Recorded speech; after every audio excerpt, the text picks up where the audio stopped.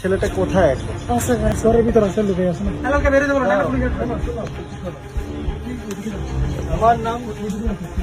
আমার নাম ফারাজ করিম চৌধুরী। আপনারা নিশ্চয়ই আমাকে চিনেছেন। আমি 120 সেকেন্ড সময় দিব এখন থেকে হেলালকে ঘরের থেকে বের হয়ে আসার। 120 সেকেন্ড সময়।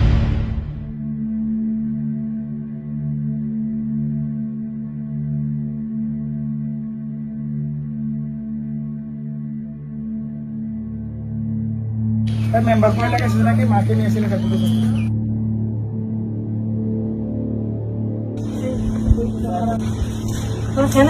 ভালো আছে, আপনি ভালো আছেন? আপনার সাথে আপনার ছেলের কি হয়েছে তো জানি না, তবে আমি শুনেছি আপনার ছেলে আপনাকে মেরেছে, কথা ঠিক? আপনার ছেলে কি কারণে আপনাকে মারলো? ছেলেটা কোথায় এখন? ঘরের ভিতরে আছে, লুকে আছে না।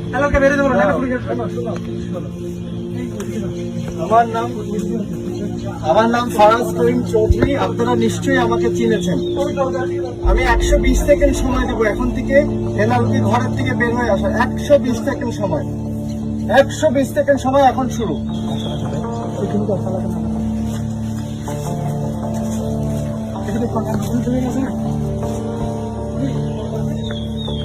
ও বা এই পরিবারের সামনে কেউ যদি আপনার সাথে আর এক মুহূর্ত খারাপ আচরণ করে, এক মুহূর্ত খারাপ আচরণ করে, যে কোনো কেউ, হেলাল হোক, যদি আর এক মুহূর্ত খারাপ আচরণ করে, বাকিটা কিন্তু আমি এবার নিজের থেকে দেখব। কোন একটা মায়ের গায়ে আমাদের রাউটানে হাত তুলবে, এটা আমি কোনোদিনও হতে দেব না। আপনারা মা, আপনারা আমাদের শ্রদ্ধার জায়গায়, আমি বসবো না। আমি আপনার কাছে একটা ক্ষমাও চেয়ে নিলাম। আমারও খারাপ লাগছে যে এরকম একটা ঘটনা, এটা আমার শুনে আমার বুকে কষ্ট হয়েছে। আমি আপনার ছেলের মতন, আপনি আপনার ছেলেকে মাফ করে দেবেন। আপনার সাথে এই ধরনের ব্যবহার কোনো কেউ করবে না। আমি বুঝতে পেরেছি আপনাকে, মা। আর কোনো কিছু বলার নাই। আপনি অনেক কষ্ট করে দূরের থেকে আসছেন। আলাদা করে কিছু এখান থেকে ওনাকে খাওয়াবে না।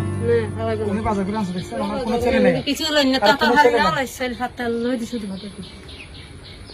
ওনাকেও আলাদা করে দিছে, মানে এখন উনি কিভাবে খাবে? ও তো একটাই ছিল, ও বাজার করে আনছে, দেখলাম যে উনি বলছে মানে ছেলে আর মাকে মানে খাওয়াবে না। ঠিক আছে, আমরা খাওয়াবো নাকি? ওর ছেলে ওটা চলে যাক। আপনার ছেলেকে বলো উনি জাহান্নামে যাক, আমরা আছি আপনার সাথে। ওর যা লাগে সকল কিছু দায়িত্ব গ্রহণ করো। আর এই ধরনের ছেলে যেগুলো আছে বখাটে, এগুলাকে আমার বাড়িতে নিয়ে আসবো, আমি কথা বলবো।